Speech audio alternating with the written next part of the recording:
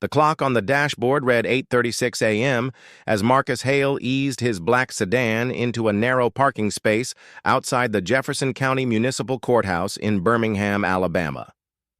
The morning sun glared across the hood, sharp and unforgiving, while Marcus shut off the engine and took a steadying breath. He wasn't nervous. Courtrooms were his second home. But this wasn't federal court, where decorum and discipline ruled. This was municipal court, and he was here for something personal. Marcus was a federal prosecutor, a man who spent his days tackling organized crime, corruption, and human trafficking rings. But today wasn't about cartels or conspiracies. Today was about a traffic fine, an erroneous one he intended to contest. The ticket had accused him of reckless driving on a night he hadn't even been in town. The mistake was obvious, almost laughable, but Marcus wasn't about to ignore it. His father had always told him, "Stand up for truth, even in the small things. Integrity isn't situational." He adjusted his gray suit, straightened his burgundy tie, and grabbed his worn leather briefcase. Inside, neatly clipped together, were documents proving he had been in Washington, D.C. the night of the alleged infraction, flight records, hotel receipts, even a meeting transcript. Facts were his shield, and Marcus always carried them sharp and ready. As he climbed the courthouse steps, his phone buzzed. A message from his paralegal lit up the screen. "Judge here has a reputation. Be careful, especially with how he treats certain defendants." Marcus narrowed his eyes, sliding the phone back into his pocket. He'd heard rumors, whispers among local defense attorneys. Judge Richard Alden, a man whose silver hair and long tenure on the bench carried weight, but whose fairness was selective. Inside, the courthouse was a far cry from the marble and glass of federal court. The walls were dingy beige, the tile floors scuffed, the air tinged with the faint smell of burnt coffee. People shuffled nervously with papers clutched in their hands. Most weren't lawyers, just regular citizens hoping for leniency on tickets, fines, or disputes. Marcus found the right courtroom, room 3B, and slipped inside. A handful of people already filled the benches. Some looked exhausted, some defiant, some quietly resigned. Marcus sat near the back, laying his briefcase across his lap and opening his file one last time. At 9 sharp, the bailiff barked, "All rise!" Everyone stood. Judge Alden entered, robes flowing, his gait stiff but deliberate. He was tall, broad-shouldered despite his age, his blue eyes sharp like chips of ice. The room fell into tense silence as he settled into the high-backed chair, surveying the gallery as though measuring each soul. Marcus observed carefully. Years in federal court had taught him to read people, to recognize subtle tells. He saw the judge's lips curl faintly when a young black man in work clothes shuffled in late, whispering apologies as he took a seat. He saw how Alden barely looked up when a white woman, clearly just as tardy, breezed in moments later. The cases began. Alden's tone was clipped, his judgment swift. A woman pleaded about overdue parking tickets. He dismissed her explanation and doubled the fine. A man in a suit stumbled through a property dispute. Alden granted him leniency with an almost paternal patience. The disparity was impossible to ignore. At 9:18, the clerk called, "Case number 4217, Marcus Hale." Marcus rose, buttoned his jacket, and walked calmly to the podium. His posture was straight, his stride deliberate. Years in courtrooms had trained him for this moment, though the stakes today were strangely personal. Judge Alden glanced at the file in front of him, then up at Marcus. His expression hardened almost immediately. "You're late," Alden snapped, though Marcus was not. He had been present long before his case was called. "Respectfully, Your Honor," Marcus said evenly. "I've been here since the docket began. I'm prepared to address the citation." The judge's nostrils flared slightly. "This court does not tolerate tardiness or disrespect. You will not set the tone here." Murmurs rippled through the benches. Marcus kept his gaze steady, his voice calm. "Understood, Your Honor. May I present my documentation?" Alden leaned forward, his blue eyes narrowing. "First, there's the matter of contempt. For your demeanor. Consider this court fined. You $500. The gavel struck like thunder. Marcus felt his jaw tighten, though his expression betrayed nothing. Around him, he sensed the unease of those watching. People shifted in their seats, some exchanging quick, knowing glances. They had seen this before. "With respect, Your Honor," Marcus began, his voice measured. "Others who arrived later than I were not addressed. I only ask that the same standard be applied to everyone." Alden's face reddened. "Are you questioning the integrity of this court, Mr. Hale?" "I'm asking for clarity," Marcus replied, calm but firm. "Fairness is the foundation of justice." The judge's gavel slammed again. "Enough! Your fine stands." The tension in the room was suffocating. Marcus could feel eyes on him, some sympathetic, others fearful. He exhaled slowly, inclining his head in acknowledgement. "Very well, Your Honor," he said, his tone quiet but resolute. He laid his documents on the podium anyway. Airline receipts, boarding passes, hotel invoices, all meticulously ordered. This evidence proves I was not present on the night in question. The citation is demonstrably erroneous. The judge skimmed the first page with feigned disinterest, then waved a dismissive hand. "The court will review it later, but your fine remains. Consider this a lesson in respecting authority."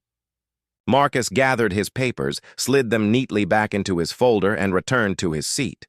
But inside, his mind was already moving, sharp and precise. He had prosecuted corrupt sheriffs, deceitful CEOs, traffickers who thought themselves untouchable. And now, sitting in a dingy municipal courtroom, he recognized the same stench of power misused. The session dragged on. Alden barked judgments, his bias barely veiled. Marcus took notes, his pen scratching quickly across the page. Patterns emerged before his eyes, disparities, selective punishments, unequal treatment. He knew the law, and more importantly, he knew how to expose it. By the time the docket ended, the weight of the morning clung heavy in the air. People filed out quietly, shoulders slumped. Some glanced at Marcus as they passed, gratitude and curiosity mingling in their eyes. Marcus lingered. He waited until the room had mostly emptied. The clerk packed away her files. The bailiff stretched by the door. Judge Alden remained at the bench, scribbling notes. Marcus stood, walked calmly back to the podium, and set his briefcase down. His voice carried across the quiet courtroom. "With respect, Your Honor, I believe I failed to properly introduce myself earlier." Alden looked up, irritation flashing. "Court is adjourned. You may leave." Marcus reached into his briefcase, withdrew his federal credentials, and placed them on the podium where the gold seal of the Department of Justice gleamed under the overhead lights. "My name is Marcus Hale. I am an assistant United States attorney for the Northern District of Alabama. I've served this office for 12 years, prosecuting cases of human trafficking, corruption, and civil rights violations." The judge froze. His pen stilled in his hand. The clerk looked up sharply, her fingers hovering uncertainly above the keyboard. Even the bailiff straightened, sensing the shift. Marcus continued, his voice steady, respectful, but edged with authority. "This morning, I observed a troubling pattern in how cases were handled, including my own. As an officer of the court, it is my duty to ensure justice is applied equally. I will be documenting today's proceedings thoroughly." The silence was absolute. Judge Alden's complexion paled, though he forced a thin smile.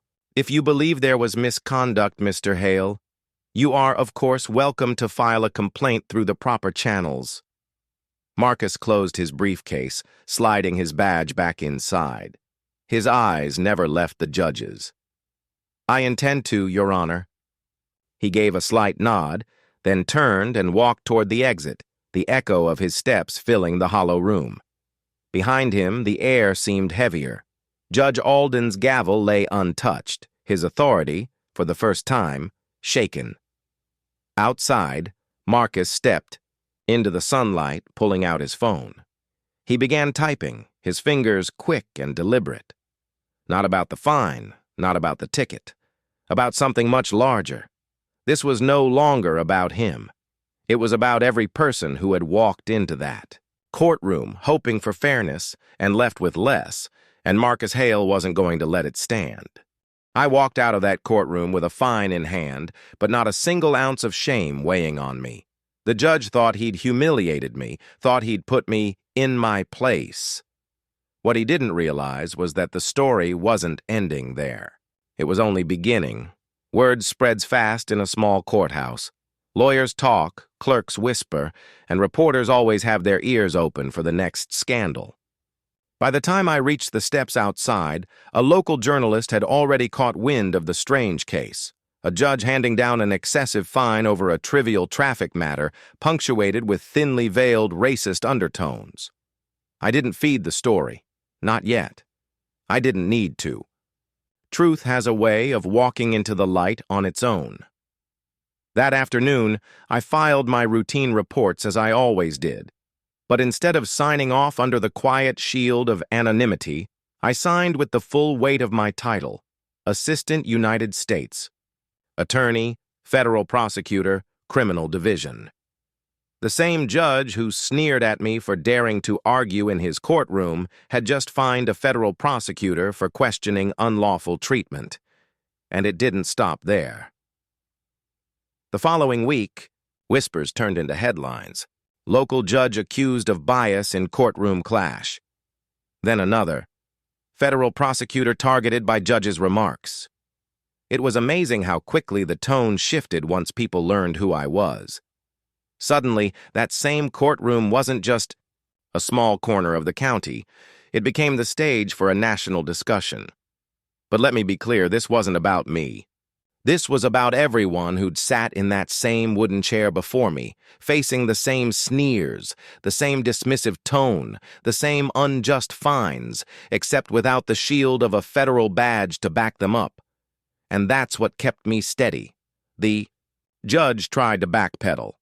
He issued a statement saying he had been misunderstood, that his words were taken out of context.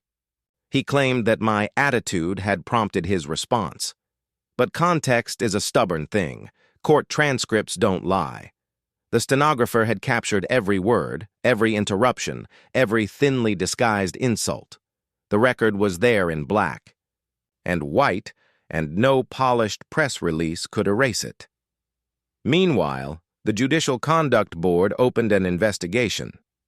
Colleagues of mine, people who once had to practice restraint with this man in his courtroom, came forward with their own stories. What was once an isolated incident became a pattern of behavior. The robe that shielded him had suddenly turned into a spotlight, and then came the day of reckoning. I didn't go looking for revenge. That was never my intention. My role, as always, was to let the law do what the law was meant to do, to stand on the side of justice, not ego. The board convened. Witnesses testified. Records were laid bare. And when the decision came down, it was swift.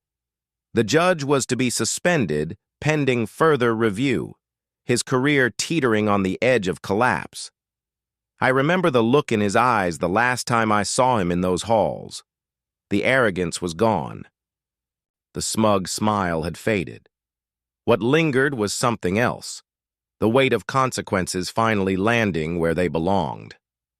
People often ask me afterward, "Why didn't you tell him who you were in that courtroom? Why didn't you flash your credentials and put him in his place right then and there?" And my answer was simple. Because justice isn't about me.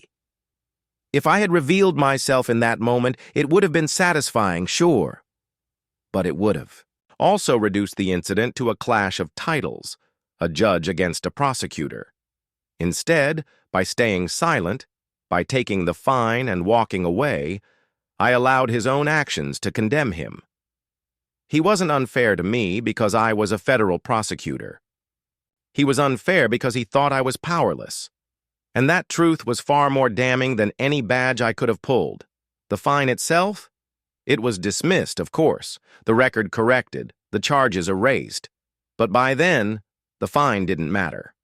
What mattered was that the arrogance behind it had been exposed, and justice, real justice, had found its way through. And here's the lesson I carried forward from that day. Sometimes, silence speaks louder than defense. Sometimes, the most powerful thing you can do is let people reveal themselves. Because when they do, the world sees them for who they truly are.